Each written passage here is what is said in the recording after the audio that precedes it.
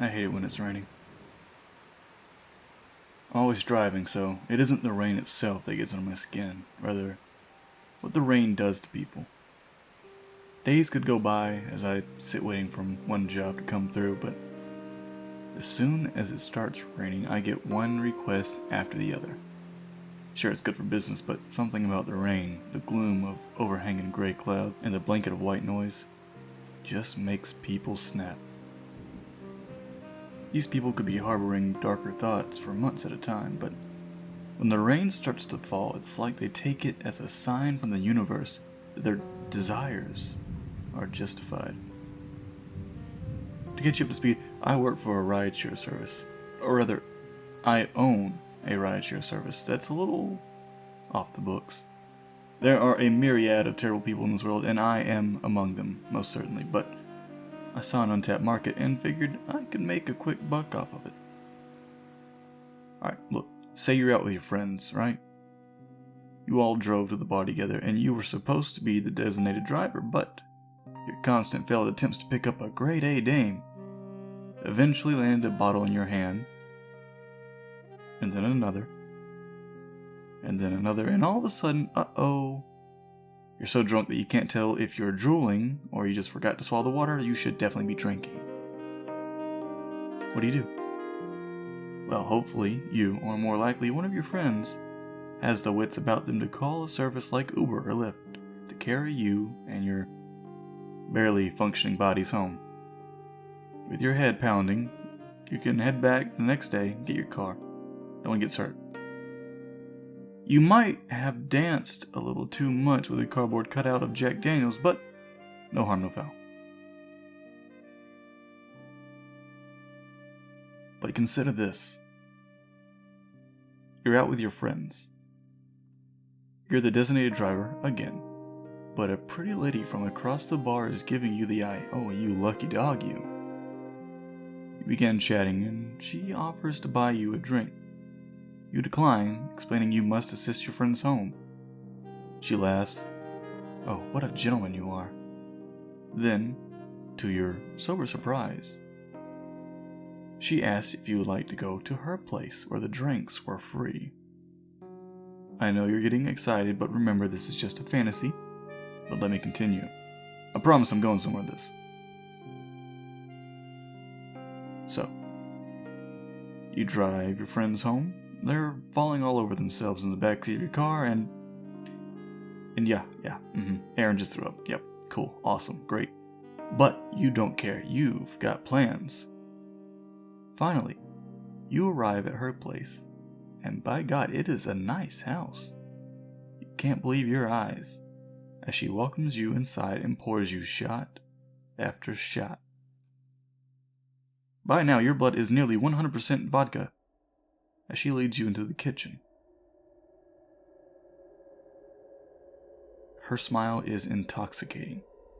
You don't even notice the floor is making a crinkling noise, each step ruffling the plastic beneath you. So much plastic covering the floor and the countertops. You barely have time to think, not that you could in that state anyway. Your body is numb and your reactions are slow. Hell, it's almost a mercy at how much she gave you to drink. Because the knife in your stomach is hot, but it doesn't hurt. The heat retreats and returns over and over. You fall to the floor, your strength is non-existent.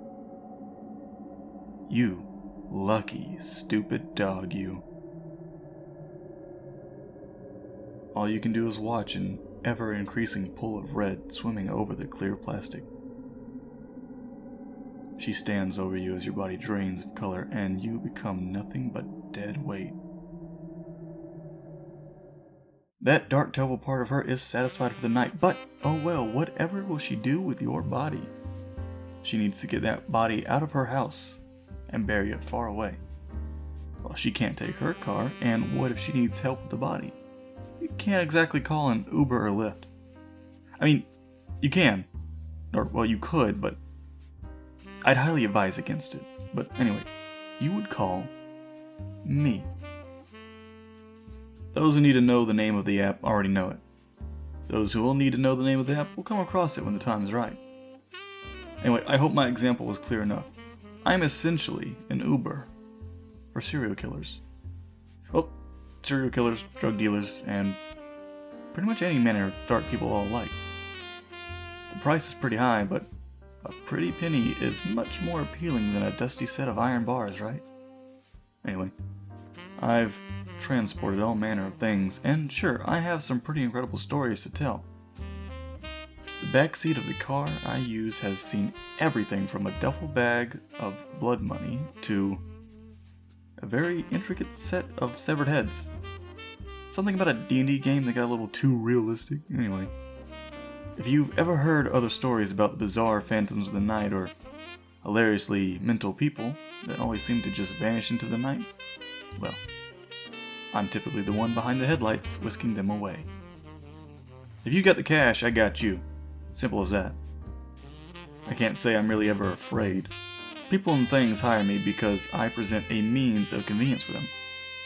If anything, I'm the safest person in the world for these broken creatures. It's the rain I can't stand. I don't get scared, but I do get annoyed. Because when it rains, people just snap. Lots of first-time killers panicking and just doing everything they can to make my job difficult. I guess that's what you get in the customer service industry. Huh. I could tell watching out the rain-streaked windows of my car it was going to be one of those kind of nights. Some twig of a figure pulling a large black trash bag behind him, just dragging it across the sidewalk. Like, for God's sakes, do you want me to just call the cops now and we can get this over with? But no, I pride myself on getting the job done, no matter what. Thank God the bag didn't tear open on the sidewalk. That would have been hard to cover up even in the rain. I pushed my finger down on the cold plastic button and heard the locks around me release. Of course, his hand was already pulling at the handle of the locks when they went up, and the damn fool was so nervous that he couldn't wait a second for the doors to unlock. So I pressed the locks again, and heard him pull once more at the handle just as they released and the door remained tightly shut. I peered into the rearview mirror and contemplated driving off. With a heavy sigh, I clicked the lock again, and a second later heard the door behind me open up, letting the sound of rain against wet cement in. Hey, the meager man stumbled out as he worked himself into the back seat. I used to open the trunk for my clients, but quickly discovered that people don't like letting their crimes out of sight.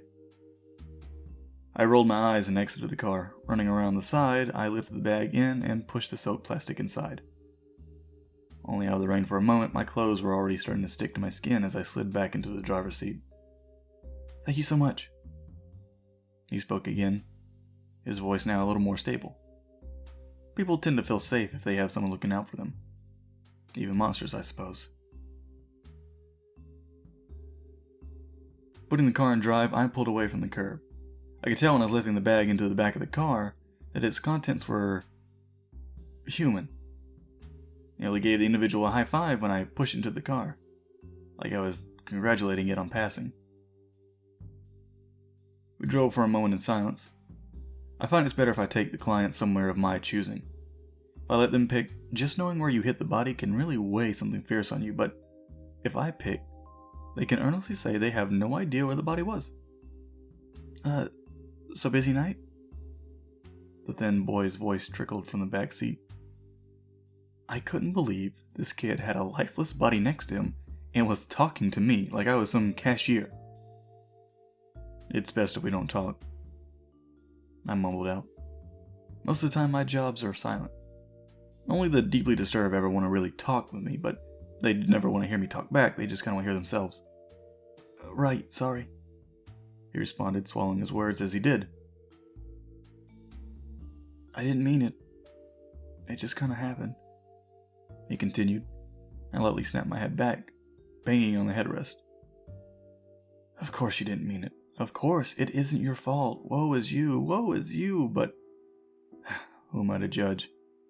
Looking in the mirror, I could see the young man staring at the garbage bag. She'll be awake soon, so anywhere is fine. The kid didn't even have the decency to finish the job. Well, It wouldn't be the first time, and sometimes the final blow is just part of the job. I drove until there weren't any cars in sight and pulled the car up on a side road, riding along the barren land until I could no longer see the strip of road behind us. Shovel's in the trunk. Be quick. I sputtered out, turning the engine off to kill the lights and noise. The kid nodded and exited the car, dragging the lump of a body behind him. There was an audible thud as the black bag smacked against the wet dirt. I watched as, under the moonlight, the client dug the shovel into the ground, his arms shaking with each impact. When he brought the shovel up, there was barely any dirt on it. Gripping the steering wheel tight, I shook my body back and forth, the car rocking ever so slightly with me. Pushing the door open, I once again was wrapped in the chill blanket of raindrops.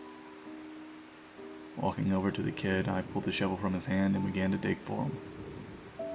Sometimes you really gotta work with that tip. Shovel met dirt, stabbing in. Burying people was always such a pain when it was raining, but, well, you gotta do the work. Eventually the hole was deep enough and I gestured to the client. He put his foot on the bag and kicked it into the pit. I remembered him mentioning that the woman was still alive, so I pulled my handgun from my waist and aimed it into the grave. "Excuse me." The boy's voice rose over the pattering rain. "Just put the dirt back in, please," he demanded. His voice was noticeably solid and stern. Nothing like the shaky whimper he had offered me when he first got in my car. That's when the moonlight offered me a genuine glimpse into his eyes. Damn kid wasn't scared at all. He was playing a game. His body would snap in a stiff enough breeze, but there was a heavy monster behind those eyes. But hell, I don't ask questions. So I pushed the dirt back in and made the makeshift grave look like there wasn't anything disturbing there at all. Silently we returned to the car and took off, making sure to take a different route on the way back to where I picked him up from. He didn't even move an inch. I kept my eye on him the whole time, and not once did he shift position. What a genuine creep. Pulling up to his home, he finally snapped back to life. Opening the door, he stopped for a moment before turning his face to me. "See you soon." He smiled, and good God, what a complex little fellow this must have been. He exited the car and walked through the pouring rain until disappearing back into his home, and that was it. That's how it always ends. There's never a climax because I do my job and nothing more. After absent-mindedly mumbling to myself, "I hate the rain," I took off to do my next job, hoping it would be a simpler one, but even if it wasn't, I'd do the job. I always do the job. So, if that darkness ever consumes you, if those demons inside you win, or hell, if you're an actual demon your damn self, search for me, and you'll find me. I'll help you hide that darkness so it can continue to grow, rain or shine. Preferably shine.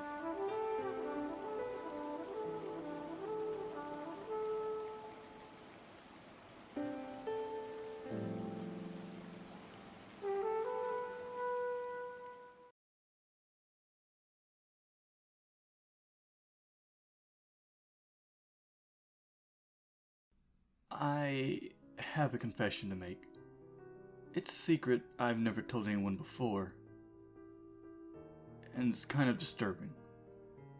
So, if you are squeamish, well, if you're squeamish, then you shouldn't be in the sub in the first place, then should you? My brother and I used to be very close when we were young. He used to love having a little sister, but as we grew older, things changed. Over time, my brother would hang out with me less and less. Then he began to do mean things. Like this one time, Dad had made us sandwiches, and we were eating them in the kitchen. My brother sat across the table and he was giving this mischievous smile. I didn't think anything of it at first, but until I got a strange texture in my mouth. When I opened the sandwich up and looked inside, I was horrified to find there were dead bugs smushed into the peanut butter. Worms. I had already eaten half the sandwich and instantly threw up all over my plate, along with my breakfast. I could see worms in my vomit. I've never seen my brother laugh so hard. I hated him after that. There were other bad things, far too many to list here, but that was the worst. I was so mad at him that I scoured the garden for the most disgusting bugs I could find. I collected earthworms, ants, granddaddy longlegs, and whatever else I could find, and put them all into a mason jar. My plan was to dump the bugs on him at night while he was sleeping. I giggled to myself as I imagined them crawling all over him as he slept. After a little while, I found a worm unlike any I had ever seen before. It was delightfully disgusting, much more disgusting than all the other bugs combined. It was thick and slimy. Its color was dark brown with little orange dots all over. As soon as I saw it, I laughed to myself, imagining how horrified my brother would be waking up with this huge worm slithering in his underwear. I put it in the jar with the rest of the bugs and hid it in my closet. All I had to do was wait. 2 days later, my opportunity presented itself. My brother was grounded, so his bedtime was earlier than mine. I peeked in at him as I went to bed at 9, and he was sound asleep. So I tiptoed into my room and grabbed the jar. To my surprise, the only bug in the jar was that weird brown worm. All the others had vanished. And that's very strange. That's what I was thinking at first, but I was unnerved thinking that maybe the bugs escaped somehow, but that would have been impossible. The lid was sealed tight. The only explanation is that the freakish worm must have eaten all the others. That was quite disturbing. And it was definitely bigger too. That's okay. This bug is far more disgusting than all the other ones put together. When I picked up the mason jar, I heard what sounded like a hissing noise. It actually hissed at me. I didn't know worms could hiss, but apparently this one did. This was definitely the creepiest bug I had ever seen. My plan was to put it into my brother's undies. That would have been so funny, but unfortunately, I didn't think it was possible to do so without waking him, because I'd have to take the covers off and reach down there. So I did the next best thing. Using a pair of salad tongs from the kitchen, I ever so carefully placed the worm on the side of my brother's face. I giggled to myself as I watched the worm wiggle there on his cheek, leaving a mess of rotten slime. It made another hissing noise, but thankfully my brother was a very deep sleeper and didn't wake up. It tried to slither off his face, but I wouldn't let it off. Each time it was about to slide onto the pillow, I carefully grabbed it with the tongs and placed it back on my brother's head. After a few minutes of this, the worm stopped trying to climb off. Instead, it seemed interested in my brother's ear, perhaps looking for a dark place to hide. Yes, that's so perfect! Go down there, little wormy. Please go down there. I whispered eagerly to it. I giggled as the worm explored deeper into his ear canal and prayed that he wouldn't wake up too soon. Then, to my great amusement, the worm began to wriggle deeper into his ear. I put my hand over my mouth to hold my laughter in as it oozed inside. The thing was really quite large, so I didn't think it could possibly fit, but remarkably, after not so much time at all, it was all the way in there. Soon it was so deep, I couldn't even see it anymore. I have no clue how such a large worm could possibly slip in so easily into his tiny little ear, but I was so happy it did. Good. I'm glad. Serves you right, you big mean jerk. I whispered to him. I hope that worm stays in there forever. That next morning was Saturday. Everyone slept in but me. I was too excited to see my brother. I was wanting to hear him scream. I wanted to see him with an upset face. Initially, I was very disappointed when that didn't happen. At first, I didn't notice anything. I thought that maybe the worm must have crawled out when I went back to bed. However, it was soon obvious that something was different about my brother. I first noticed it when he sat down and watched cartoons. Usually we start off fighting about what we were going to watch, but this time he didn't fight with me at all.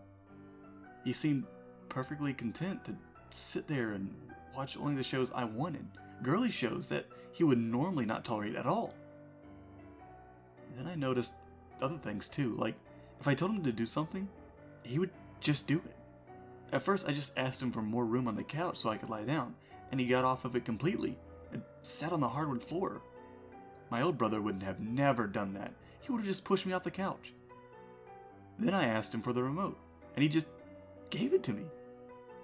Eventually, I realized the extent of these changes. Basically, to my great amusement, my older brother would do anything I told him to. He never complained. He never talked back.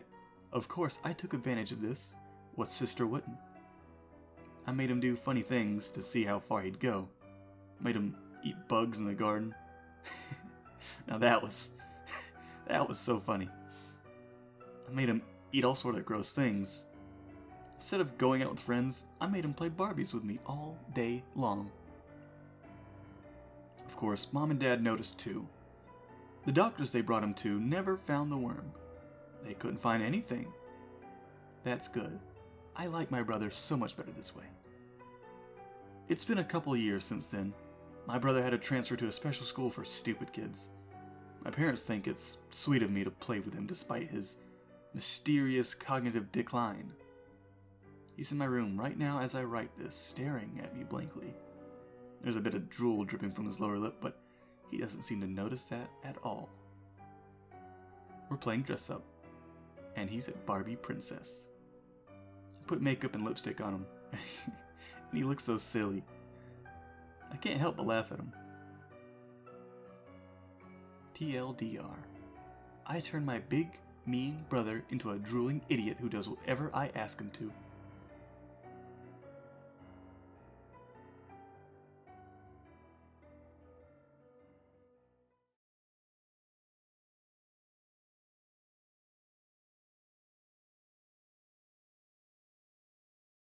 I first met in person with Mary E. in the summer of 2007.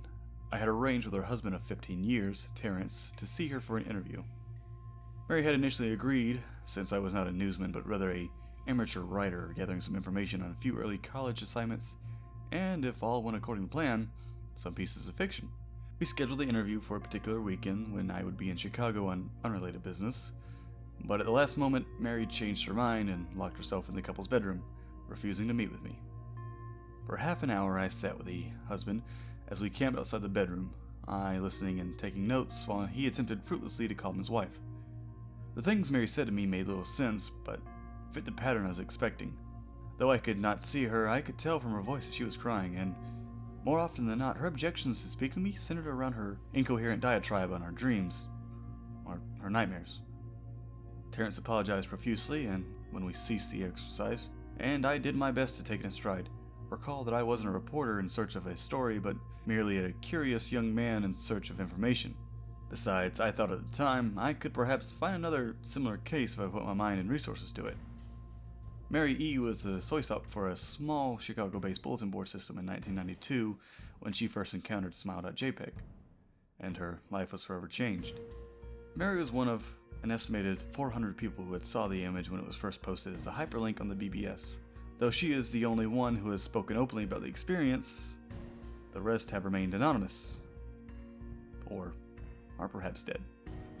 In 2005, when I was only in 10th grade, Smile.jpg was first brought to my attention as a burgeoning interest in web-based phenomena. Mary was most often cited as a victim of what's sometimes referred to as Smile.dog. The being Smile.jpg is reputed to display what caught my interest, other than the obvious macabre elements of cyber legend and my proclivity towards such things, was the sheer lack of information, usually to the point that people don't believe it even exists other than as a rumor or as a hoax. It is unique because, though the entire phenomenon centers on a picture file, that file is nowhere to be found on the internet. Certainly many manipulated photos litter the web, showing up most frequently on sites such as 4chan and especially on the X-Base phenomenon board. It is suspected that these are fakes because they do not have the effect that the true Smile.jpg has, namely sudden onset temporal lobe epilepsy and acute anxiety. The purported reaction in the viewer is one of these reasons the phantom-like Smile.jpg is regarded with such disdain, since it is patently absurd, though depending on whom you may ask, the reluctance to acknowledge Smile.jpg's existence might be just as much out of fear as it is out of disbelief. Neither Smile.jpg nor Smile.dog is mentioned anywhere on Wikipedia, though the website features articles on such others, perhaps more scandalous shock sites as Hello.jpg or Two Girls One Cup. Any attempt to create a page pertaining to Smile.jpg is summarily deleted. Encounters with Smile.jpg are the stuff of internet legend. Mary E's story is not unique. There are unverified rumors of Smile.jpg showing up in the early days of Usenet, and even one persistent tale that in 2002 a hacker flooded the forums of a humor and satire site Something Awful with a deluge of Smile.dog pictures, rendering almost half of the forum's users at the time epileptic. It is also said that the mid to late 90s that Smile.jpg circulated the Usenet as an attachment of chain email with the subject line, "Smile, God loves you." Yet despite the huge exposure these stunts would generate, there are very few people who admit to having experience with any of them, and no trace or file could be found. Those who claim to have Smile.jpg often weakly joke that they were far too busy to save a copy of the picture to their hard drive. However, all alleged victims offer the same description of the photo. A dog-like creature, usually described as appearing similar to a Siberian husky, illuminated by the flash of a camera, sits in a dim room, the only background detail that is visible being a human hand extending from the darkness near the left side of the frame. The hand is empty but is usually described as beckoning. Of course, most attention is given to the dog, or dog creature as some victims are more certain than others to claim. The muzzle of the beast is repeatedly split into a wide grin, revealing 2 rows of very white, very straight, very sharp, and very human-looking teeth. This is, of course, not a description given immediately after viewing the picture, but rather a recollection of the victims who claim to have seen the pictures endlessly repeated in their mind's eye during the time that they, in reality, having epileptic fits. These fits are reported to continue intermittently, often while the victims sleep, resulting in very vivid and disturbing nightmares. These may be treated with medicine, though in some sense it is often more effective than others. Mary E, I assumed, was not on effective medication. That was why after my visit to her apartment in 2007, I sent out feelers to several folklore and urban legend oriented news groups, websites, and mailing lists, hoping to find the name of a supposed victim of Smile.jpg, who felt more interested in talking about his experience. For a time, nothing happened, and at length I forgot completely about my pursuits since I had begun my freshman year of college and was quite busy. Mary contacted me via email, however, near the beginning of March 2008. From Mary E. Subject: Last summer's interview. Dear Mr. L., I am incredibly sorry about my behavior last summer when you came to interview me. I hope you understand that it was no fault of yours, but rather my own problems that led me to act out as I did. I realized that I could have handled the situation more decorously. However, I hope you will forgive me. At the time, I was afraid. You see, for 15 years I have been haunted by Smile.jpg. Smile.dog comes to me in my sleep every night. I know that sounds silly, but it's true. There's an ineffable quality about my dreams, my nightmares, that make them completely unlike any real dreams I have ever had. I do not move and do not speak. I simply look ahead, and the only thing ahead of me is the scene from that horrible picture. I see the beckoning hand. I see the smile dog. It talks to me. It is not a dog, of course, though I am not quite sure what it really is. It tells me that it will leave me alone, if only I do as it asks. All I must do, it says, is spread the word. That is how it phrases its demands, and I know exactly what it means. It wants me to show it to someone else. And I could. The week after my incident, I received in the mail a manila envelope with no return address. Inside was only a 3.5-inch floppy diskette. Without having to check, I knew precisely what was on it. I thought for a long time about my options. I could show it to a stranger, a coworker. I could even show it to Terrence, as much as the idea disgusts me. And what would happen then? Well, if Smile Dog kept its word, I could sleep. Yet if it lied,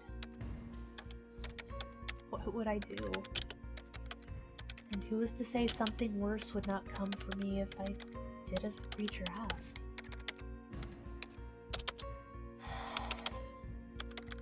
So I did nothing for 15 years.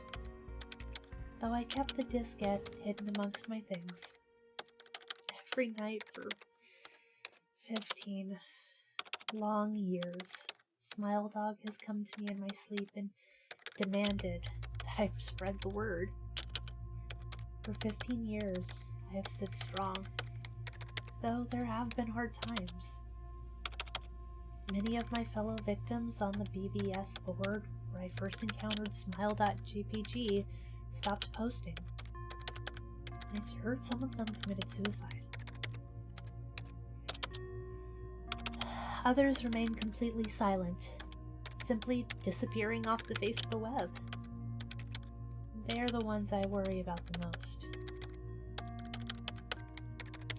I sincerely hope you forgive me, Mr. L. But last summer, when you contacted me and my husband about an interview, I was near the breaking point. I decided I was going to give you the floppy diskette. I did not care if Smile Dog was lying or not. I wanted it to end. You were a stranger, someone I had no connection with, and I thought I would not feel sorrow when you took the diskette as part of your research and sealed your own fate. Before you arrived, I realized what I was doing. I was plotting to ruin your life. I couldn't stand the thought, and in fact I still can't. I'm ashamed. Mr. L, I hope that this warning will dissuade you from further investigation of Smile.jpg.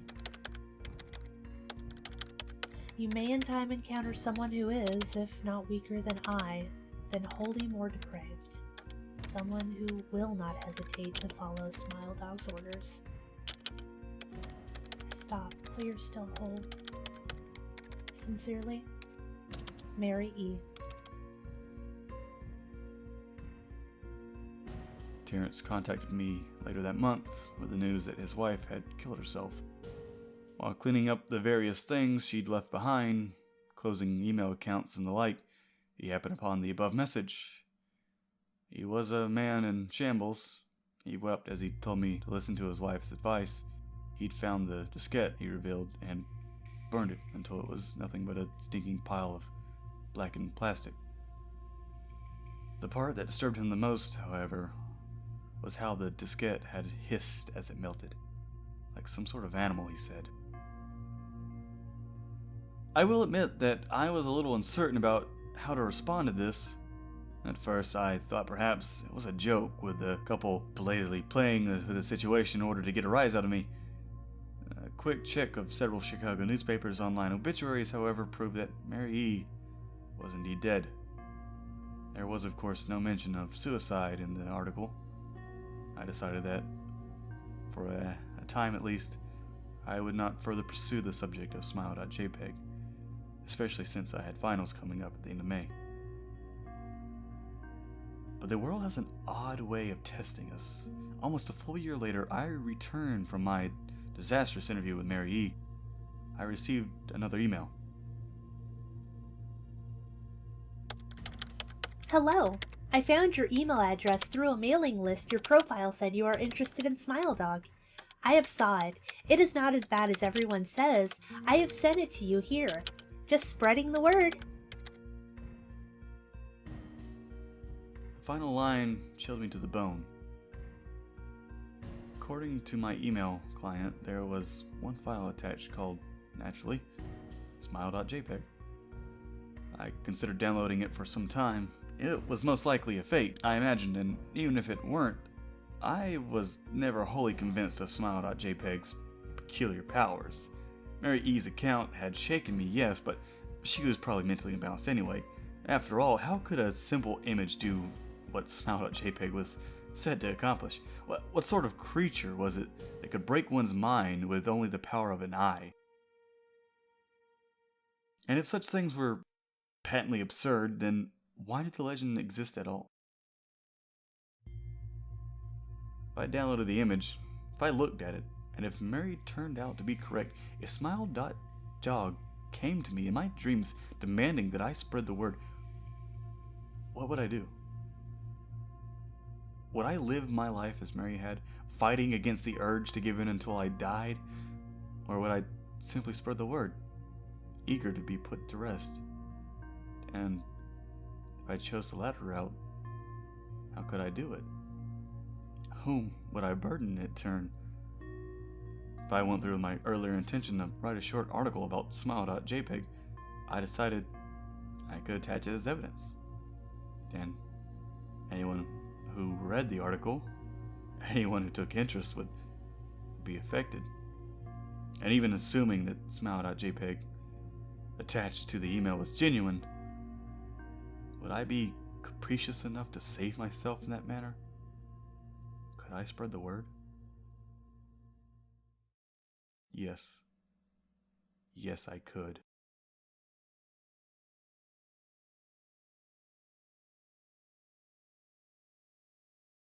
Down on his luck again, Phil was in his study pacing, how he usually spent his nights. Having lost another investor, he knew this was the death of his beloved family business. He didn't know what else he could do. He had already lost his wife, was on the verge of losing his business and eventually his house. He poured himself a drink and swigged it down quickly as he tried to think about what he could do.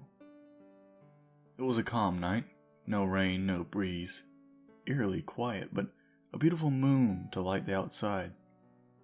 He walked by the window and stopped, having seen what looked like a man standing underneath his tree. His eyes fixed, the figure remained motionless. They seemed to share a staring contest before the figure raised his hand to Phil, motioning for him to come outside. He knew better, but was intrigued enough to be walking downstairs and to the front door.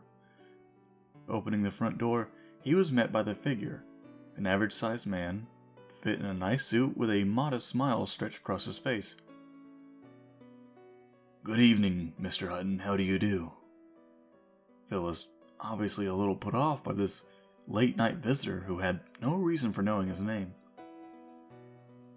"A little late for a vacuum salesman to be here, huh?"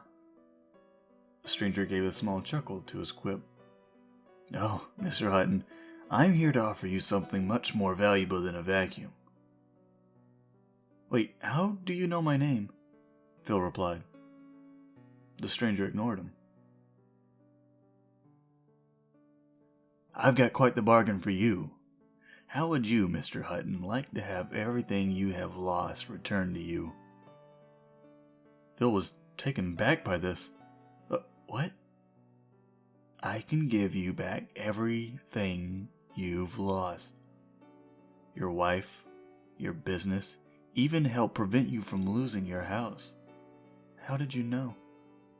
"Oh, I know a lot of things, Mr. Hutton.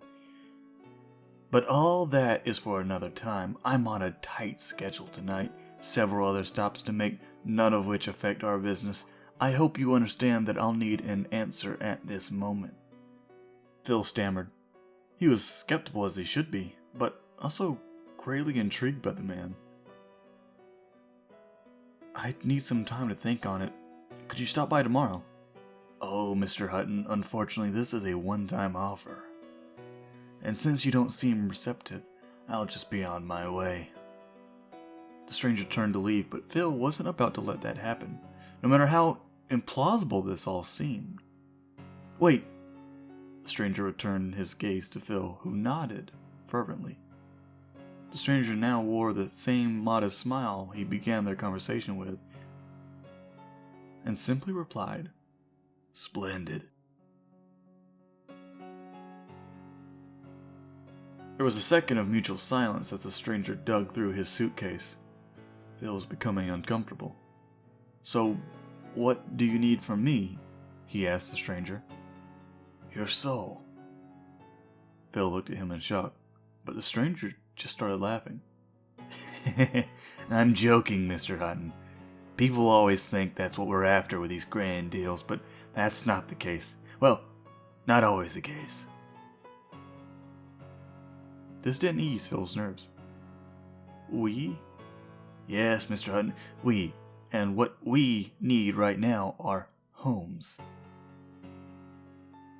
"Oh, well, I have plenty of rooms here. It's just me right now." The stranger started to laugh again. "No, Mr. Hutton, I don't think you understand." Their eyes met, and Phil came to the realization of what the stranger meant. "I see. And exactly how many homes do you need?" "Well, that depends on how the rest of my night goes, Mr. Hutton, but I think it's fair to ask for yours and the missus." Phil nodded.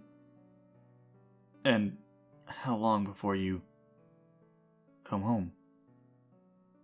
10 years is the standard deal, but when it comes to realty, we like to extend it to 20. "That seems fair to me." "Oh, believe me, Mr. Hutton, that's a real bargain." The stranger put a piece of paper in front of him and handed him a pen. Phil stopped short of signing when something struck him. "One more question. What happens to us when you know?" "Ah, fantastic question, Mr. Hutton. What would you like to happen?" I'd like for me and my wife to go to heaven." The stranger chuckled. "That can be arranged, but it'll cost you 10 years. Deal." Phil signed the paper, handed the pen to the stranger, and shook his hand. The stranger smiled. "Thank you, Mr. Hutton. You've done a great thing." Phil went to speak, but found himself breathless. He was choking. He gasped for air, but to no avail, the stranger still wearing that same modest smile. "Oh, I'm sorry, Mr. Hutton. I forgot to mention that it'll cost you 10 years. Per home." Phil tried to curse him, but failed to squeeze out any sound. The stranger watched as he struggled before he finally died on his floor. "Don't worry, Mr. Hutton. We'll take good care of the missus."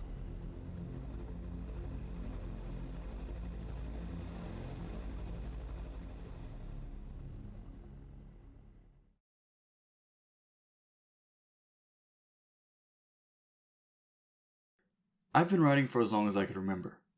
Ever since I was a kid, it was my way of escaping the boring reality and immersing myself in the fictional world, which I could create by putting words on paper. From such an early age, I knew that writing was exactly what I wanted to do in life, regardless of whether I'd be doing it for free or for money. Luckily though, through perseverance and hard work, I managed to make it a full-time job, and sold thousands of copies thus far. But self-promotion is not the reason why I'm here. I'm here to tell you about a series of events that's happened to me lately, which I can't quite explain. Recently, strange occurrences have been happening in my life, and more I'm starting to get convinced that it is more of a coincidence than an unsavory prank. Let me take it from the top. A week ago, I returned home and found one of my books open on my kitchen table. It was my first published book called The Struggles of the Heart. The book was a fictional story, but utilized real characters, including myself as the protagonist, and the people that I knew. When I glanced at the book, I realized it was open on page 124, and a certain paragraph was highlighted. The paragraph reads as, "He opened the envelope and his heart started racing." He reread the lines over and over, darting over them speedily. But no matter how many times he read them, the sentences remained the same. He dropped the envelope and rubbed his eyes, sighing in despair. Although he saw it coming miles away, he didn't know how he would pick himself up from getting evicted from his apartment. He figured he could stay with his sister for a while, despite their relationship not being so good over the last few years.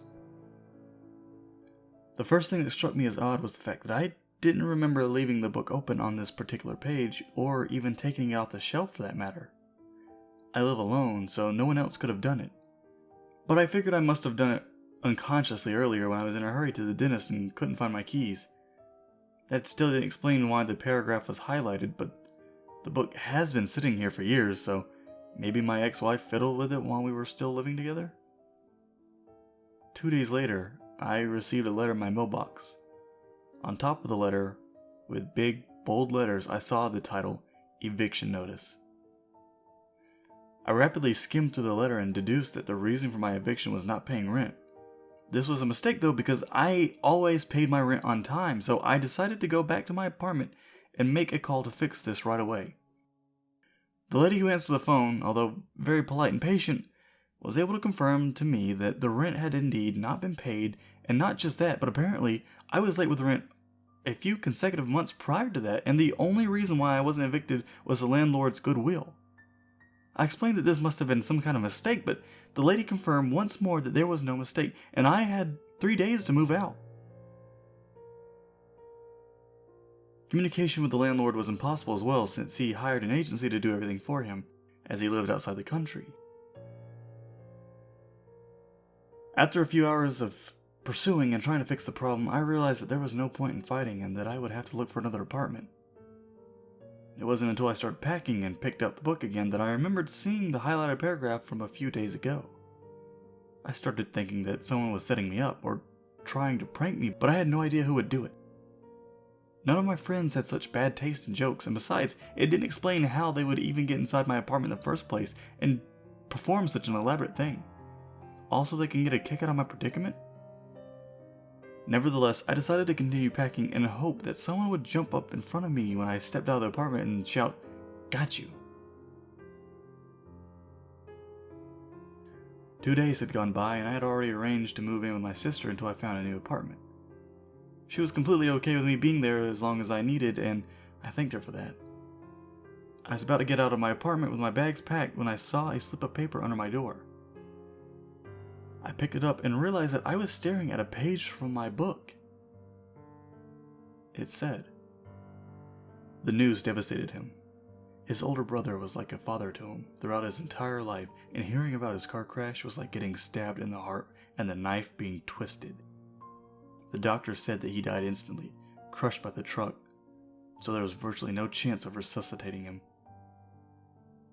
What would happen to his children now? Their mother left years ago when they were still young, and there was no trace of her anywhere. He'd gladly take the responsibility of raising them, since he saw them as his own children in many ways.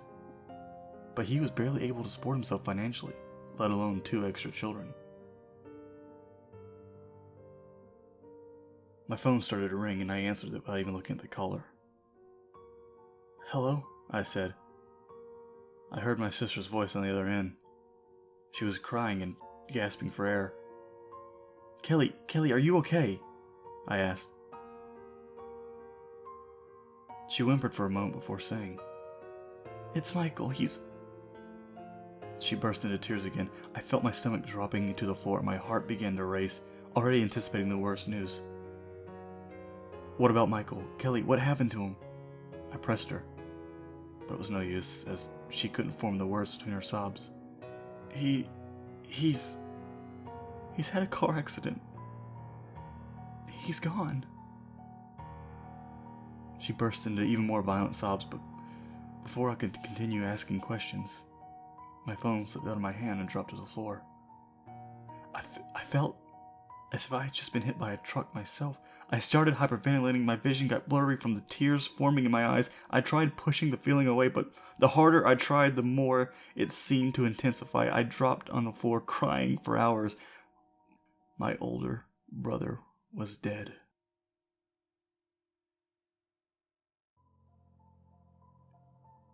2 days later, I was at my sister's place. I had settled in already and had started planning Michael's funeral. Although the circumstances of Michael's death were indeed bizarre, I was in mourning and didn't even think about the possibility of someone being out to get me and going through such lengths that they would murder my brother. At the time, all of it being a crazy coincidence is the only explanation I had. Kelly had already flown out of state to Michael's town, and I had planned to join her as soon as I wrapped up my own work. It was around midnight when I was doing some writing to take my mind off things, when I got thirsty and decided to go down to the kitchen for some milk. I drank directly from the carton, and it wasn't until I closed the fridge that something caught my attention.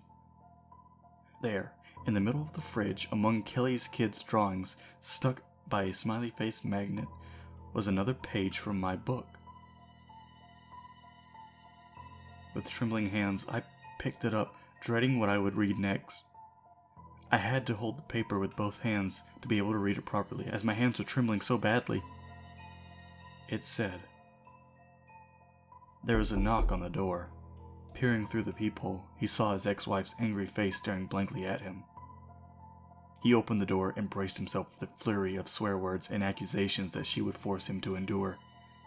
She was right to do so, but despite that, he wasn't ready for this just yet. Just then there was a knock on the front door.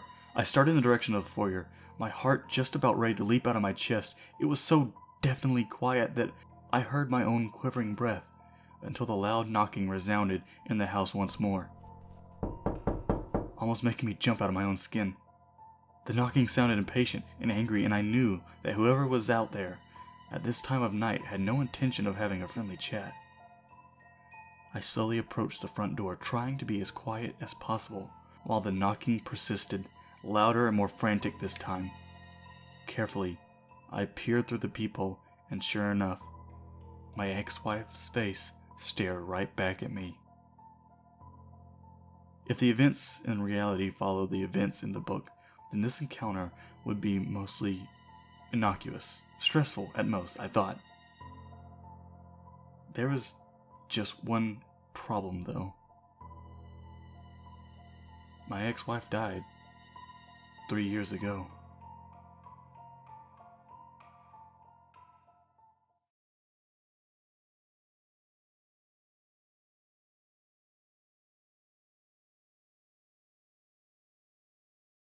I don't know if this is going to be able to reach anyone, but I'm running out of options. I'm a sound engineer living in the town of Larchester. Currently, I'm employed by a local radio station, helping running a show by a man named Ronnie Cox. It's just one of those radio shows where the DJ would answer calls intermittently throughout the day and also give his remarks on any number of subjects. The day started off fine.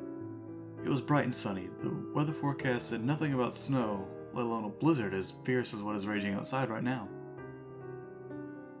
I drove to the station, and when I came inside, I was greeted by both Ronnie and Stephanie, one of the producers for the show. They were having some argument about the time slot of the show, and Ronnie had been trying to pressure the higher-ups into granting more time into this show, but it was a rather useless argument since Stephanie herself had no control of the matter. Even so, Ronnie would regularly bring up the problems to her, no matter how many times she told him to take it up to the station heads. David, you're here.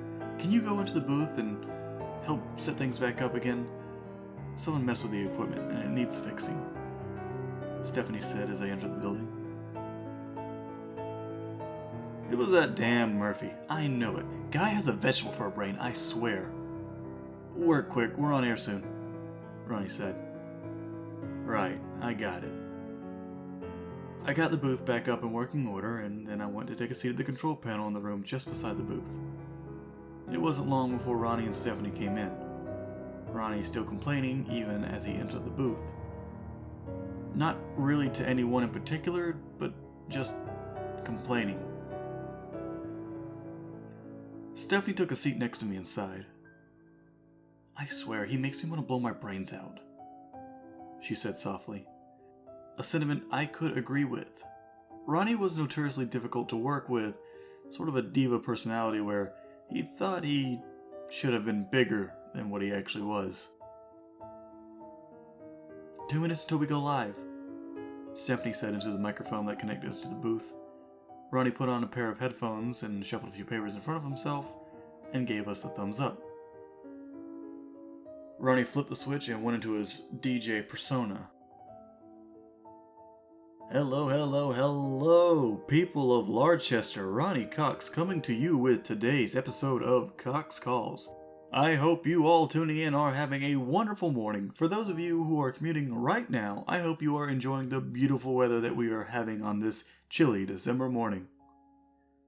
Clear skies and the sun is shining high. Looking at the forecast here, it'll be like that all day. Ronnie flicked through the papers on his desk. I could see him frown a bit as he read through the notes. Now, today's topic is going to be on the Larchester Secret Santa project. Any of you lovely listeners out there participating in this yearly tradition, please call in and tell me about it. While we wait for callers, please enjoy some holiday classics. Ronnie flipped a switch on his control board and turned to us. Secret Santa? Really? You couldn't give me some better material to work with? He asked. Ronnie, it's a big thing here, you know that. And we were asked by the organizers to do this. Look, we got a few calls coming in right now, Stephanie replied. And Ronnie scoffed and flipped the switch back on. The first couple of calls went by like usual. One was a mother who talked about her kids participating in the event. The other was a high school kid who wondered if an adult toy could be considered a good gift to give.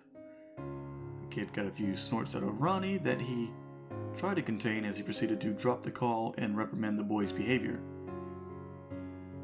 Then came the third call. You're on the air with Ronnie. I'm gonna need to ask that we keep it PG here. Now caller, what are your Secret Santa plans? On the other line was who I assumed to be a middle-aged man. His voice was filled with confusion. Ronnie, it was supposed to be a clear day, right? Don't know if you looked outside, but there's some snow coming down real hard now. Like, one moment it was sunny, the next I can hardly see 10 feet in front of me. Can you go check outside? Stephanie turned to me and asked. I nodded and got up to head into the lobby of the station and looked out through the glass doors. Sure enough, snow was starting to fall outside. As I stood there looking at the street, I noticed that the snowfall picked up into a blizzard in just a few moments. I could remember on my way to the station not seeing a cloud anywhere, so seeing this started to unnerve me. I took out my phone and checked the weather report. It still said there would be clear skies, but one look outside would prove it wrong. I walked back into the broadcasting room and told Stephanie about the blizzard. Thank you for the call. You know what they say about the weather here, folks. It changes on a dime. Now, I'm going to put on some tunes, and we will come back and take more calls momentarily, Ronnie said. What's going on out there? Ronnie asked. A blizzard. Seems it came out of nowhere. I'm going to try to get some more information on this. Just keep taking calls. I'll be back. I need to go grab my laptop from the car, Stephanie said. I watched her walk out of the room. Ronnie just shrugged and took another call. Caller, you're on the air with Ronnie. The anxious voice of the man came through. It was apparent by the tone of his voice something was wrong. Ronnie, I have a problem, the man said. What is it, caller? Need gift ideas? No, you don't understand. The angry tone of the caller's voice startled both me and Ronnie. I've been trying to head to my job in the next town over, but ever since this blizzard started, I swear, I'm not going anywhere. What are you talking about? Ronnie asked. I've been driving in a straight line for miles now. I should have hit the highway 10 minutes ago. I have checked the mile markers and they keep repeating. Not only that, I keep coming across other cars just parked in the middle of the road, empty. Some of them I recognize having driven past me. Something is going on out here. Stephanie came back into the room, laptop under her arm. Opening it up, she sat down next to me. This is a weird one, I told her. Guy can't seem to leave town. Calm down now. Is this some kind of joke you're pulling? Ronnie asked. This isn't a joke! Oh, God, there's another one. I just saw the truck go by me 10 minutes ago. Where did they go? The man said. That makes no sense. Tell me why someone would get out of the car in the middle of a blizzard. I don't know. I think I'm going to try and turn around. I need to head back into town. Wait. What is that? Something is coming out of the forest. It's people.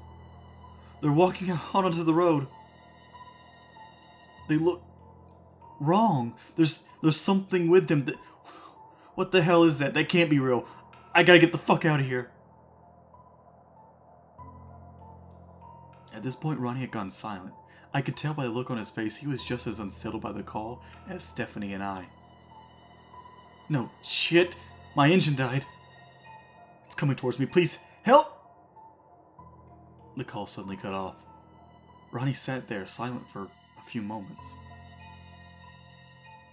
Listeners, I'm not quite sure what that was. It could have been a prank call, but I'm gonna try to get some information on what's going on. In the meantime, here is a word from our sponsors. After Ronnie cut the microphone, he looked over at us. Jesus, what the fuck is going on? He asked. Stephanie was browsing through the internet but couldn't find any information at all. It was as if no one else had any clue as to what was going on here. Stephanie even tried to contact the local police department, but strangely enough, her call never got through to anyone. I noticed that numerous calls were coming in on the lines now. Maybe we should try taking more calls, I said, thinking that getting information from people in town was going to be our best bet. Let's try that. Ready, Ronnie? Stephanie asked. Ronnie nodded and went back on the air. Listeners, we're going to change our conversation subject for the day to this strange blizzard that is raging outside. I'd love to hear your opinion on it. Caller, what's your take on it? That guy that just called, he wasn't lying. There's something out there. The voice belonged to a young woman. I just went outside to bring my dogs in from the weather, and when I went to get them out of their cage, I saw them barking like mad at the woods. My house is on the edge of the forest. Can't be more than 10 meters away. Right when I opened up the cage, they bolted into the trees. A few seconds later, I could hear them hollering and yelping from the woods. Something got them, I know it. You think something attacked your dogs, miss? Ronnie asked. I know something did. Something was hurting them real bad. Those noises, I've never heard animals sounds like that. I could tell the woman on the other end was starting to cry. Ma'am, I think you should lock your doors and call the police. This is a job for them to sort out. I tried calling them. No one answered. Well, they might just be swarmed with calls. You should try again, Ronnie said. The woman was silent for a little while, but I could just make out the sound of her breathing. Ma'am, you still there?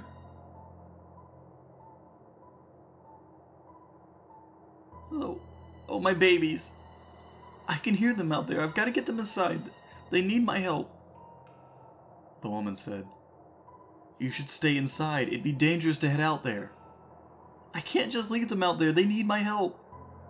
The woman said, hanging up the phone. Again, the three of us were left uneasy.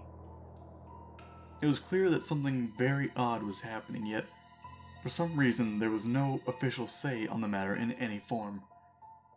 Part of me wanted to head back into the lobby and take a look outside to see if there was anything strange outside of the building. At the same time, I began to feel afraid. Afraid of what I might end up noticing or that might notice me. You should tell people to stay inside. We should give them some advice until the situation's figured out, Stephanie said to Ronnie, through shaky breaths. I could tell she wasn't used to dealing with this kind of stuff. None of us were. This was just supposed to be a casual radio show in a sleepy little town. Something like this, it just burrowed dread into the pit of my stomach. Listeners, I urge you to stay inside of your homes. Until this situation gets figured out, we should all be as safe as possible. Lock your doors and windows and stay inside. I'm sure the police will have a statement ready for us in any time now. I see we still have some callers, so let's take another one. Next caller, you are on the air. I'm working over at the gas station at Hoxton in Maine. For the past while now, there have been people just standing outside the station. I'd already locked up before they got here, but lucky I did, because they tried getting in. What the hell are the police doing? This caller was another man, his voice stricken with fear. Who is trying to get inside? Ronnie asked. I don't know. They look human, but there's something wrong with them. They got this pale blue skin, nothing but white in their eyes. They're unnatural. You're saying these individuals aren't human? No way they are. And you don't want them to notice you. Only bad shit will happen if they do. Like what? I couldn't tell you for sure, but all I know is that now and then I hear people screaming, like screaming for their lives, and suddenly they go dead silent. They're doing something to people. I've been holed up in the office and watching the security camera feed. While I haven't seen what they do with them, but I've noticed something strange about them. Each of them have this cable coming out of the back of their heads. Cable? Yeah, it looks like a big cable. Whatever the cables connect to is off camera. Maybe whatever they're connected to is the cause of all this. Like, they could be getting controlled by something. As the conversation went on, I could feel the terror in my stomach well up. I got up and I headed over to the door. I needed to check if there was anyone outside the station. All I needed to do was peek out. My hand trembled as I grasped onto the doorknob and twisted it. I cracked the door open and looked out into the lobby. I nearly shouted when I saw a group of people all standing at the front door, their skin a pale blue and eyes pure white. Immediately I shut the door and staggered back. What is it? Stephanie asked. They're here, I muttered. As soon as what I said registered with her, I could see a look of fear in her eyes as the reality of the situation came crashing down. No longer was this just accounts of some callers. No, whatever had come to the town was now just outside. Shit! I heard the caller shout. They're busting in the windows. Oh, fuck, they're inside. Please, God, no, not like this. Over the line were the sounds of a door being bashed over and over again until there was a loud crack. What's happening over there? Hey! Ronnie yelled. Gradually the caller's screams got further and further away until they abruptly stopped. Sir, are you still there? Ronnie, whatever those things are, they're here, Stephanie said. I could see Ronnie mouthing something to himself as his hands shook uncontrollably. Then came a voice over the line. Not from the man who had called, but it was something else. A voice of something calm and collected, which uttered just 3 words. Let me in. A sudden high-pitched shriek sounded over the line, causing Ronnie to throw his headphones across the room and each of us to desperately cover our ears. Then the power went out, plunging the room into darkness and silence, save for the sounds of the wind blowing outside. The three of us have been staying in here ever since then, not daring to try to leave. We barricaded the door to the room as best we could, but it would only be a matter of time before they got in. I'm using Stephanie's laptop to type all this out right now in hopes that it reaches somebody that can help. They just broke the glass to the door.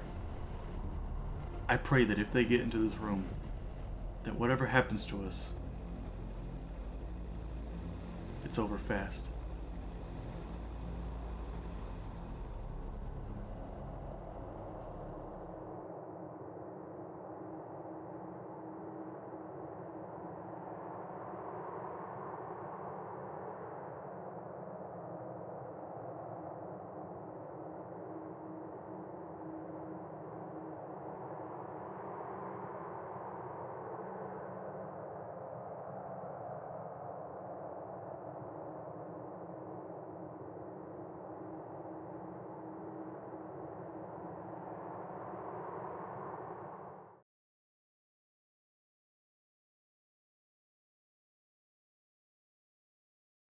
In this life, there are always one or two moments of absolutes.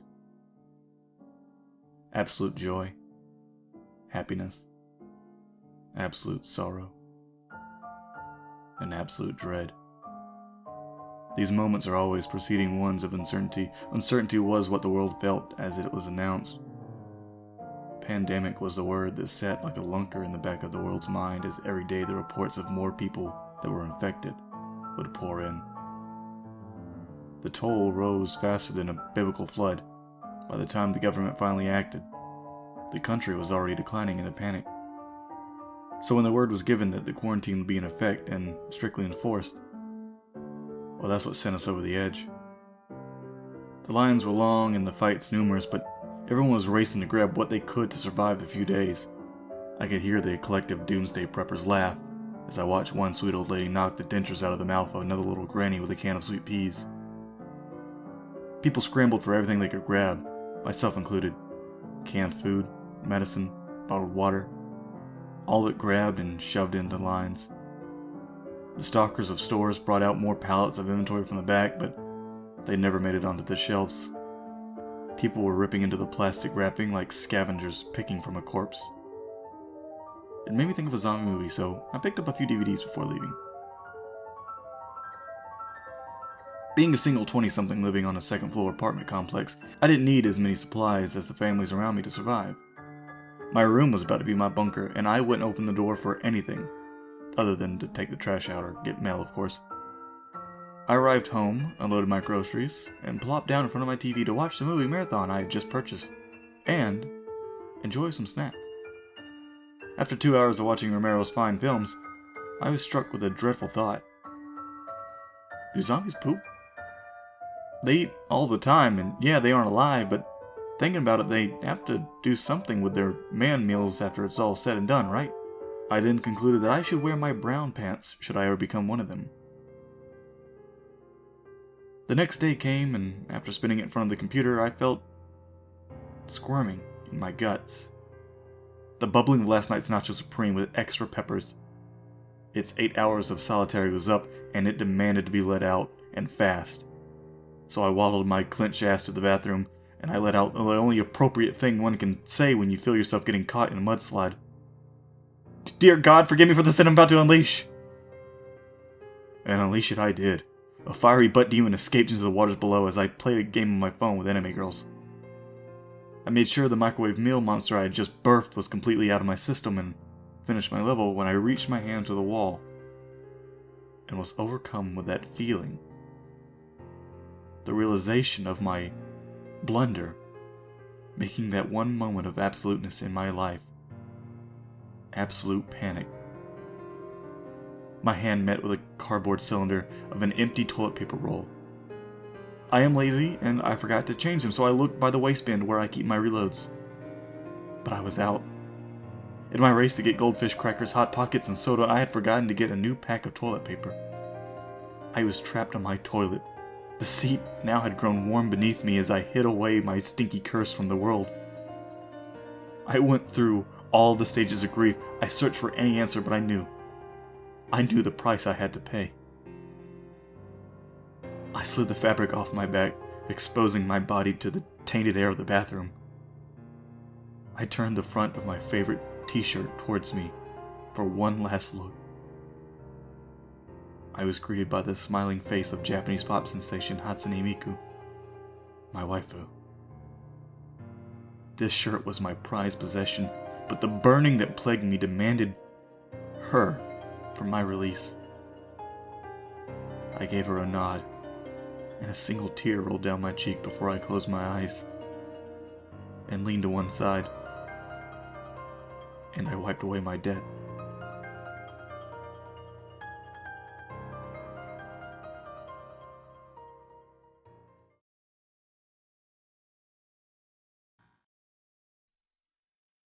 This is a set of instructions for how to speak with the devil, which, as those of you with any sort of brains might note, is a patently moronic proposition on the face of it.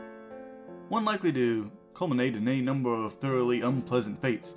Honestly, it would probably be smarter to publish your credit card number onto Facebook, and maybe take up a career in crocodile wrestling. Anyway, that's not going to stop you, is it? Not if you're sincerely interested, at least. Technically, if you do everything just right, there's a fair chance you'll walk away scot-free. And that seems to be reason enough, for some people at least, to decide that's a good idea. Especially if you're the fate-tempting, thrill-seeking, scare junkie type. Or desperate. Which brings me to a point of clarification I ought to make. This is not a manual for making any kind of Faustian bargain. You know, the whole sell your soul type of deal. Although, if you happen to bring it up in conversation, he certainly wouldn't be one to refuse. Following through with the foolhardy bargain, however, would necessitate removing some of the precautions that you have put in place for your conversation, and I don't think I need to spell out why that would be a bad idea. If you're really mathematically impaired enough to want to trade something that will last an infinite number of years for something that might last about 90 tops, there are plenty of other rituals out there for you to follow. This one, if performed correctly, should only allow the two of you to talk. This perhaps begs the question of why exactly would you want to speak with the devil in the first place? Maybe some of you just like the idea of making small talk with extremely dangerous occult entities, but for the sake of the human race, I hope most of you aren't quite that stupid. Short answer: he knows things. Things that some of you may have a deep, vested interest in finding out. I mean, he's not omniscient or anything, much as he might try to pretend otherwise. He's not God. But he's definitely got a supernatural advantage over the kind of knowledge that any human would be able to obtain.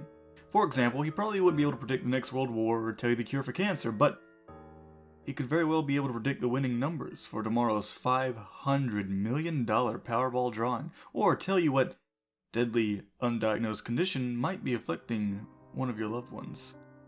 Of course, the Prince of Darkness doesn't just go around giving out winning lottery numbers to anybody who asks, so trusting any sort of information obtained from a being commonly described as the father of all lies is liable to land you in a very shitty situation. Much worse than when you started, at least. However, if you're really dead set on finding something out, and you've exhausted all your other options, there is a way to try to get accurate information out of the guy. You see, like so many of the other urban villains in popular culture, the devil has a bit of a penchant for games and gambling. Of course, the reason he likes them so much is that, well, he almost always wins. Unless you happen to be a fiddler named Johnny, or being represented by Daniel Webster, you're probably going to get your ass handed to you, kid. But if you're determined enough to want to face the risk and the long odds, there's a certain game the two of you could play and try to win the information you need. First thing is first. You'll need to start off with a description of the summoning process, and then we'll get the rules of the game, some tips of how to play, and finally, of course, The inevitable litany of arcane shit that might go horribly wrong.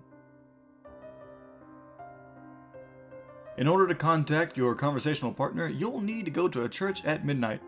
It doesn't matter what kind of church, large or small, old or new, liberal or conservative, just as long as you are sure it will be empty. The last thing you want is for some preacher to walk in on you while you're in the middle of this, and for the sake of the preacher, as well as your own well-being.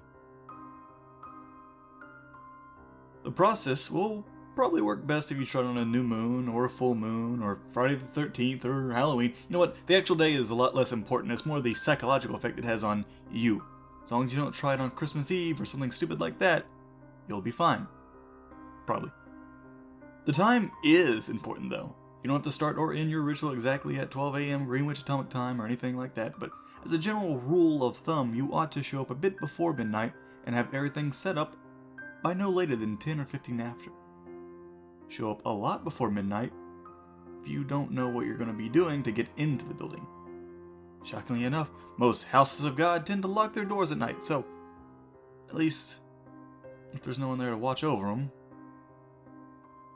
And remember, we want an empty church, got it? There are, of course, certain things you need to bring and certain things you cannot bring for this ritual. You will need a full can of salt. You don't need to use all of it, but it's always better to have more than less. 7 candles, red or white being preferable. Something to light the candles with. You would be shocked how often people forget this. Occult ritual or not, they're not just gonna magically light themselves. A length of red string, rope or yarn or something like that. A full-length floor or wall mirror. Ideally you want to find one of these already present in the church. They're a bit unyieldy to be lugging around in the break-in. However, if there really aren't any there, well, you gotta bring your own. You might also find it useful to bring some markers, pencils, paper, a flashlight, and any sort of tools that might be necessary to secure your entrance into the church. You will not be permitted to bring any electronic timekeeping devices. This includes all cell phones, smartphones, tablets, e-readers, MP3 players, PDAs, calculators, wristwatches, pocket watches, kitchen timers, hourglasses, etc., etc., etc. Seriously, this shit is worse than the SATs. If you're one of those people that has your smartphone practically wired into your brain, don't worry, you can bring those things with you into the church as long as you leave them outside of the room in which you'll be doing the ritual. If you brought a flashlight or, something that's helpful to find your way around without attracting unwanted attention, then leave that outside too. Also, don't bring any sort of religious paraphernalia to protect you, especially if it pertains to the Abrahamic religions, and yes, those gothy black cross earrings you're wearing that are hanging right side up, they count. If you have any kind of holy symbols like that, you're gonna need to get rid of them. The devil will simply refuse to show up if they're there. Don't worry, you're not going to be totally unprotected. In fact, most of the supplies I just listed off are more for your protection than the actual summoning. Old superstitions and folk magic remedies to guard oneself from evil.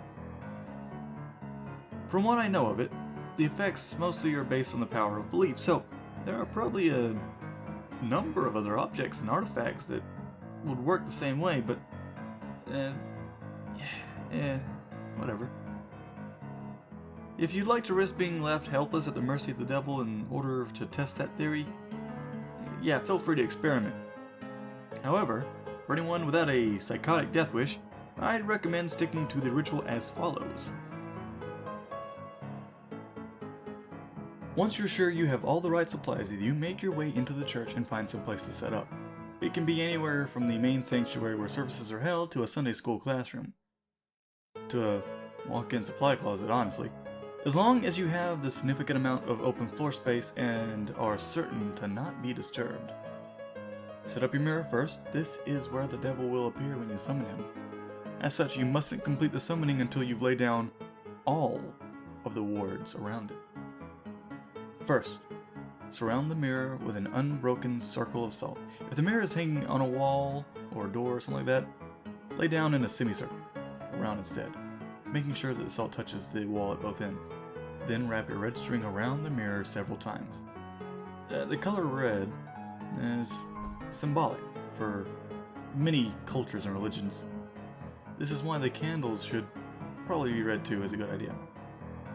Speaking of the candles, set them up outside of your circle, or semicircle of salt, spaced at relatively even intervals. No, you don't need to go measuring with tape, but try and eyeball it, you know? Light the candles in a clockwise fashion, being careful not to disturb the salt. If you break the circle, you'll have to start all over again.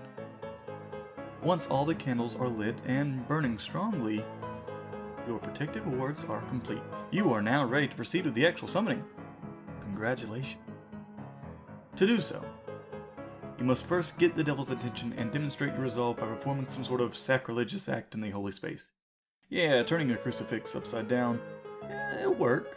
It's fairly conventional. But it's not the only option. For example, I know of a kid who once fulfilled this requirement by scribbling obnoxious graffiti all over a painting of Jesus hanging in his classroom. See, the nice thing about the cross, though, is that once you've finished, assuming you've survived, you can just flip it right side up again and no one's the wiser, sidestepping the relatively minor but still irritating risk of having your Sunday school turn into a reenactment of the Spanish Inquisition for the next month and a half. After you finish doing whatever offensive thing you decide on, shut all the doors to the room and turn off all the lights, so that the space is only lit by the candles. Face the mirror and stare deeply into it, concentrating on your desired outcome. There are no incantations, no arcane strings of Latin you have to recite. Just look into the mirror and wish as hard as you can for the devil to appear. And after a few moments of this, when you feel ready, close your eyes and count to 10. 1, 2, 3, 4, 5, 6, 7, 8, 9, 10.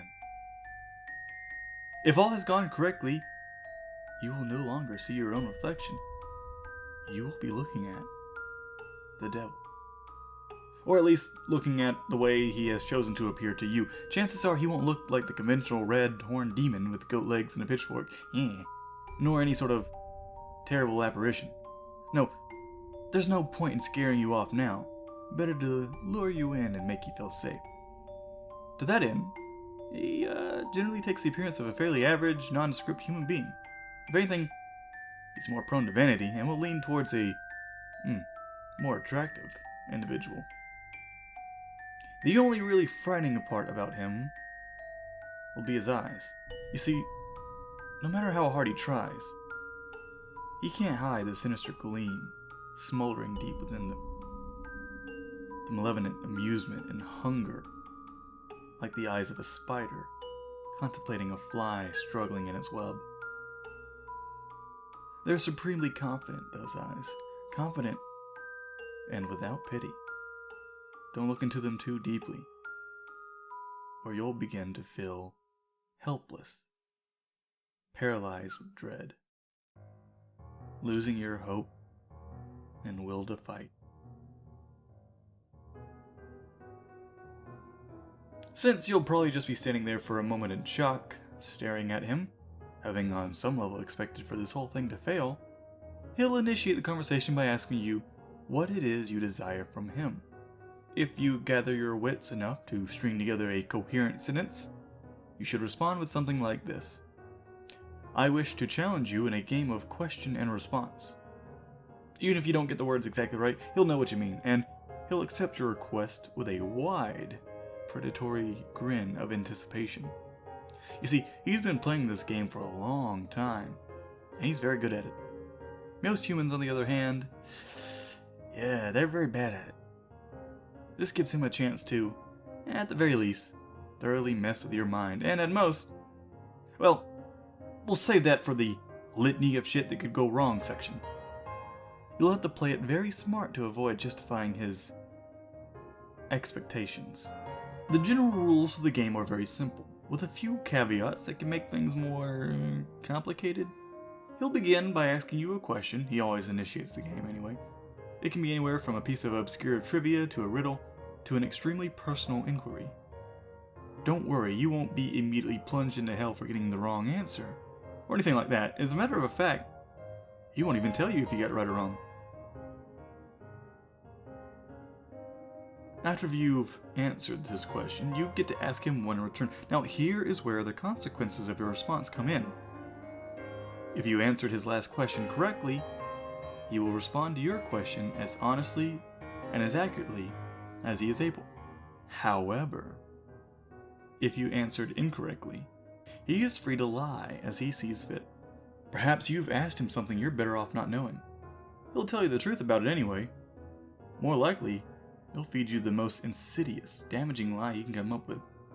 Either way, after he's responded, he'll ask you another question. And the process will repeat over and over and over again until you decide to call it quits.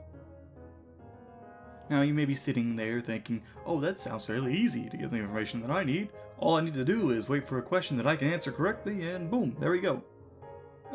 No.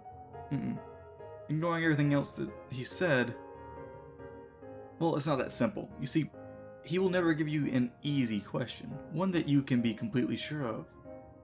He may instead give you a question that you have some vague knowledge of, or that make you think maybe you know the answer, but you're not really that confident, thus forcing you to endlessly second-guess yourself, obsessing over whether or not you can trust the information that he gave you next. Perhaps you'll think that what he said was a lie, wish it was a lie, but be eternally consumed by doubt, unable to fully convince yourself that you were wrong. Or perhaps you'll have to make a huge choice based on the information that he gave you, and be tormented by the fear and indecisiveness as you realize your fate, and perhaps the fate of others as well, rests entirely upon whether or not you were able to correctly recall some arcane piece of trivia you don't even remember now. You'll never remember the exact questions that he's going to ask you, by the way. That would make it too easy for you to go back and check your responses. Or maybe, instead of testing your knowledge, he'll ask you something personal, something you even lie to yourself about. You'll answer back to him thinking you've gotten the question correct. No, I don't resent my sister. Yes, I would return the money into the police. But he'll know better. He'll know better than you that you're lying. And he'll lie to you in return. And you will believe him. You'll believe him until you're no longer able to deceive yourself. And by then, it might be too late. Or maybe, he won't even give you a chance to get an accurate response at all. Maybe he'll just ask you an endless string of completely impossible questions, making you more and more frustrated and disheartened as you realize you'll never be able to force him the truth. Questions like, what was the exact height of Mount Everest in centimeters in the year of 1666? Or, what is the airspeed velocity of an unladen swallow?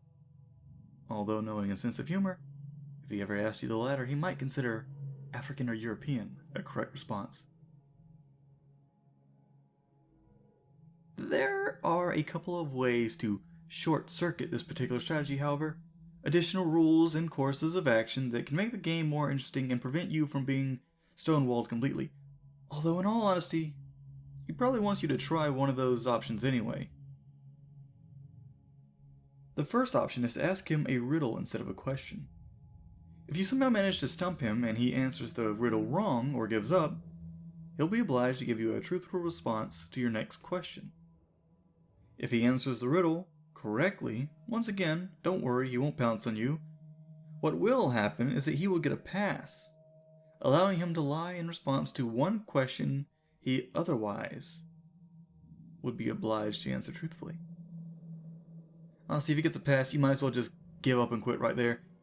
It's impossible to determine if he's lying. Adding another layer of complexity by constantly trying to figure out if he's used his pass or not, well, that's about enough to drive any normal person to insanity now, isn't it? There's no way, so just forget about it. The second option is to take a dare for him. If you accept it and vow to follow through, then once again you'll have to answer the question truthfully. If you choose to reject it, he'll get another pass. Now, before you freak out and reject the whole idea completely, you should know that he won't ask you to do anything overly dramatic or unspeakably evil, like blow up a hospital or murder somebody. As a rule of thumb, most dares won't involve direct loss of life or major felonies. However, they certainly won't be easy. Inflicting severe pain on yourself, doing something that terrifies the shit out of you, cutting off a treasured relationship, publicly humiliating yourself or someone you love. All of these things and more, things you might not even be able to imagine, are completely on the table. If you're willing to go that far to put yourself in that kind of position, you'll get your answer. However, if he manages to come up with one thing you know you simply can't or won't do, well then once again, you might as well just quit. One last thing, don't think you can just tell him you're going to do one thing and then not do it. If you accept the dare and don't follow through with it, well, let's just say the consequences, they'll be dire. So just suck it up and keep your promise no matter what it was. Trust me, you're better off that way. Finally, when you've gotten either the information you wanted or given up on it completely, you may end the ritual by simply thanking the devil for accepting your request and bowing politely at the waist and bidding him farewell. The surface of the mirror will begin to swim and flicker for a moment, and then you'll be looking at your own reflection again. Only, when you are absolutely certain that you are looking into your own two eyes again, may you turn away from the mirror, flick the lights back on, and begin to dismantle your precautions. Now, it is important, even if you haven't gotten the information that you wanted, you must end the ritual in this manner before 66 minutes have elapsed. Well, I suppose that technically you have 66 minutes and 6 seconds. Subtle, right? But if you're seriously trying to cut it that close without any kind of timekeeping device, you're probably screwed anyway. I cannot emphasize enough how important it is that you keep this time limit. I'll save the reason behind that for the end, but anyway, I've still got a few more important tips on how to play. Be careful what sort of personal information you give out. Try not to talk about yourself, especially your emotions and problems, any more than absolutely necessary. This guy knows human psychology like the back of his hand, and he will get inside your head. It's like talking to Hannibal Lecter. Give him enough to work with, and even if you don't believe a single word he says, he'll find a way to fuck with you like nobody's business. If anything he asks makes you remotely uncomfortable, do not hesitate to lie through your teeth. There will be plenty of other questions. On a similar note, try to keep the game on track and moving briskly. Unstructured interactions of any kind are to be avoided. Chances are that at some point he will try to draw you off on a tangent, discussing something that fascinates you, analyzing a response you've given him, or finding some other excuse to speak at length without moving the game forward. This is not only a waste of valuable time, but also another excellent opportunity to mess with your mind. Third, if you choose to give him a riddle, use one you've made up yourself. If your riddle has ever been written down anywhere at all, from the pages of The Hobbit to some long-lost tome of ancient magic, he will already know the answer. That said, it still has to be legitimate, with answers that make logical sense from an angle. You can't just ask him something like, "What's green, has 10 legs, and hops," and then claim for some inexplicable reason the answer was marshmallows. Nor can you ask him a straight question like, "What have I got in my pocket?" Because he probably already knows that anyway.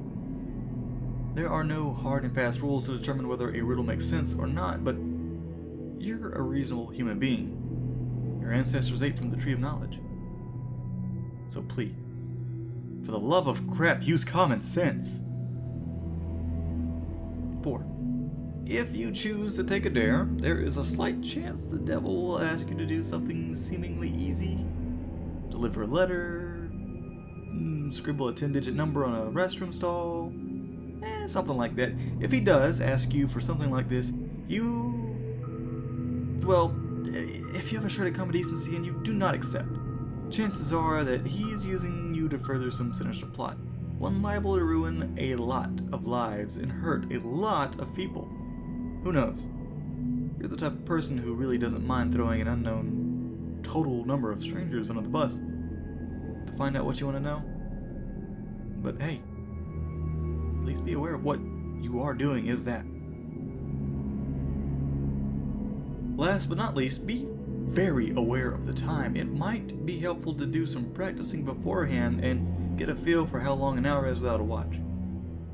The devil will probably put off discussing things you're most keen to find out for as long as he can, and as you near the 66-minute deadline, he'll start trying harder and harder to distract you, to captivate you, and otherwise keep you from playing until it's too late. He'll string you along, feed you little glimmers of false hope, keep you thinking, just a few more minutes, I'm almost there. Yeah, don't fall for it. Don't go over the time limit no matter what. Now, you might be thinking that this game doesn't sound that dangerous at all so far. Yeah, threats of psychological damage rarely carry the same sort of weight as threats of physical damage, even though their costs are often just as great. Yeah, hate to burst your bubble there, kid, but the game is far from safe. There are plenty of ways for you to seriously screw yourself over both physically and mentally, and spiritually. And it is with this that I will conclude in the vain hope that they may make some sort of impression. First, while you are speaking with the devil, do not let him out of your sight. You keep staring at that mirror no matter what happens. He will undoubtedly try various tricks to make you look away. You will hear noises behind you, feel eyes on the back of your neck, see shadowy phantoms writhing in the depths of the mirror. A cold breath will blow upon you from behind, smelling like the crypt. A deep silence will settle, only be interrupted by a loud smack directly behind your head, giving you about the worst jump scare you've ever had. Hell, the devil may even abandon a measure of his own dignified facade to give a sudden jump of feigned shock, shouting loudly and pointing behind you with a very convincing look of terror on his face. Whatever he might test you with, you must not look away from him. If you look away, if you lose sight of him completely for even a second, you will look back at the mirror to find him gone. Well, not gone, but out of the mirror, and in the room, with you. Exactly how much of the body the police will find the next morning, and what state is in, will depend entirely on the sort of mood he's in. The same thing goes if you break any of the protections you have laid down before beginning the ritual, interrupting the circle of salt, letting the red string untwine, knocking over a candle, or letting one go out. Any of these things will free him from the mirror, and then, well, you're all a bunch of creative horror junkies. I'm sure you can fill in the blanks.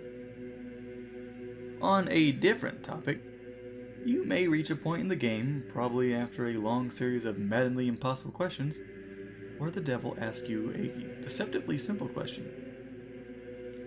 What is your full name? You must not give it to him. Names can be things of great power. Now, although the devil will, and of course, already know your name, telling it to him is akin to inviting a vampire into your house. Your name is deeply synonymous with your own inner self, thus giving him your name is powerfully symbolic of giving him yourself. If you are foolish enough to make this mistake, all of your protections will be for nothing, and he will seize upon you with malicious glee, stealing away your soul and dragging it back with him into hell. At least this way the police will find a complete body. As a matter of fact, your vacant shell will be totally unblemished, almost like you dropped dead of sheer terror. Last but certainly not least, there's the matter of what happens if you go over the time limit. Now you see, this is arguably the worst thing you can do. Now, you won't think so at first. The devil will give you no indication that you have in fact exceeded the time limit, and you will conclude the ritual as if nothing had gone wrong. Perhaps, as the devil's image in the mirror trembles and gives away, you'll see a particularly nasty, triumphant smirk flash across his face. But this will easily be dismissed. You'll turn the lights back on, gather your belongings, and go to leave the room, but when you open the door, you will see nothing. That's right, nothing. Just a flat, white void extending infinitely in all directions. Only the room which was reflected in the mirror now exists. Incidentally, if you turn back around and face the mirror again, you may even catch a last glimpse of your own reflection. Perhaps it will even turn and favor you with a smirk and a cheeky wave before sweeping out the door into the perfectly normal church hallway outside. As you may have already figured out, you are no longer yourself in the church. Your soul is now trapped in the mirror, and the devil has taken the liberty of possessing your body, now that you're no longer using it, of course.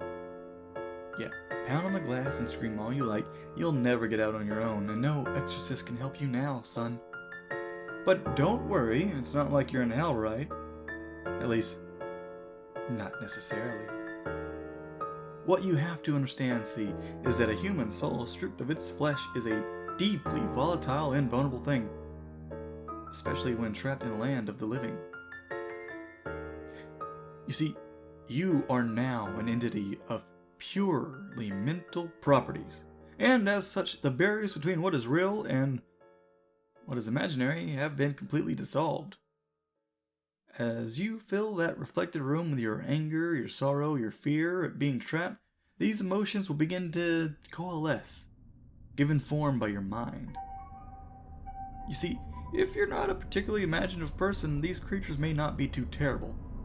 They may not be able to inflict too much horror or pain. But with time, you maybe even teach yourself to get rid of them. If, however, yours is a mind haunted by monsters, a mind that is vibrantly creative and imaginative and more than usually twisted, well, there's no telling what horrors might come clawing their way out of the maelstrom. Tasting sweet release from the confines of your subconscious, hungering for your terror and suffering. They will refuse to be banished, dragging you kicking and screaming into an endless positive feedback loop of pain. Yet, needless to say, if you're a regular patron of websites like this one, you're probably pretty well fucked. There's only one way to find release from the mirror. They say that if you call upon him once more and ask him to free you, he'll be willing to take you out. For the usual fee, of course. Hey, who knows? Maybe your imagination is twisted and powerful enough to create a personal hell that leaves you begging for the real thing. And hey, those talents might be put to good use. There are over 7 billion people in the world after all. Even the devil himself can't be messing around with their minds all at once. Talented help is always appreciated. Of course, the corollary to your being trapped inside the mirror is that the devil now gets to do whatever he wants in your body until sunrise. Around that time, your body will mercifully drop dead from the strain of possession, and autopsy will identify the cause as a kind of coronary event. Now, don't get too relieved at this point, though. He's perfectly capable of stirring up plenty of trouble in a few hours. For instance, he might decide to do something big and dramatic like purchase a large meat cleaver and go on a murdering spree, starting with the names in your own address book, and working his way out to complete strangers, if he has the time. Or perhaps he'll focus on only one person, someone who trusts you completely, using your persona to get him or her alone and vulnerable. And then, well, no need to describe it here. Once again, I'm sure you can think of a few things. Yeah, starting to see why I called this the worst outcome yet? Of course, there's also a chance that he won't lay a finger on any of your loved ones, instead deciding to do something a little more subtle, a little more insidious, like drop off a few nondescript, unmarked packages on certain doorsteps in the dangerous part of town, or locate a particularly dusty, aged yellow text in the storeroom of your local library and intentionally misfile it in the young adult literature section. Or whisper 7 very choice words into the ear of a distracted-looking young redhead waiting for the 3 a.m. subway. Or maybe he'll decide that in this day and age of waning superstition and not enough people getting interested in these games, and the knowledge and danger seeming to be lost, maybe he'll decide that what he needs is to get the word out there a bit more, to do a bit more networking, attract some new challengers. Maybe he'll take a quick peek at your browser history, see where the impressionable, curious minds are hanging out these days. Maybe he'll write up a quick tutorial in modern parlance and rather inscrutable, obsolete demological text, post it on the internet somewhere, and see how many bites he can get. Yeah, maybe I shouldn't have gone there, but if you made it this far without shying away, a little twist at the end isn't going to put you off, is it, dear reader? I'm sure that there are plenty of intrepid adventurers among you with burning questions you'd like answered. And hey, you're all a smart bunch. You all know the pitfalls and you know the conventions. You live and breathe this sort of thing, don't you? There's no way you'd fall into any of the obvious traps, right? You're not some Dick or Jane off the street. After all, you'd be bringing a whole new level of competition. You would... Oh, excuse me just one moment. Someone's calling for me. What? You went out that badly already?